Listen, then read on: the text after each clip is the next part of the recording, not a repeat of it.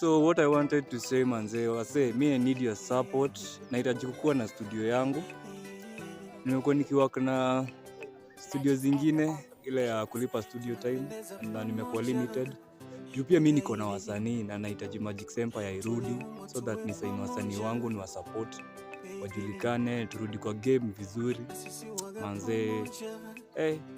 Manze, yani hata sijui niseme manze, na miss kutengeneza vitu noma, yani niko kwa time yangu, yani si unajua.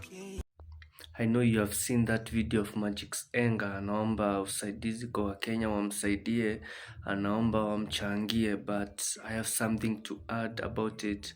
Magic Enga, Kenyans give you that opportunity. Una time hapa wakati wa Gengeton 2020 ulikuwa the most beat king hapa Kenya, but uliwaste hizo pesa. You went party, ulikuwa una roll na a lot of big expensive cars, ulikuwa una date every Nairobi girl, ulikuwa wende, ulikuwa ule sasa the beat king Magic Enga, si ndio? Baba yao. But unfortunately ukaenda ukakuwa broke juu ya urevi.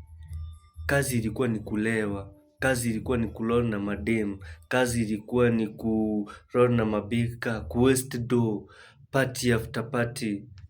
My friend, utaweza kutoboachi kwa hii life kwa hivyo. Kenyan give you support, they supported your music.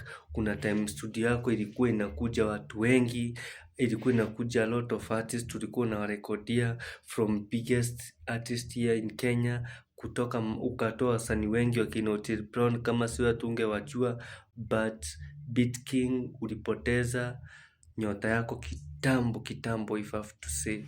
And I'm sorry to say this, Beat King, people supported you, people showed you love, but you wasted your money. When do you waste your money?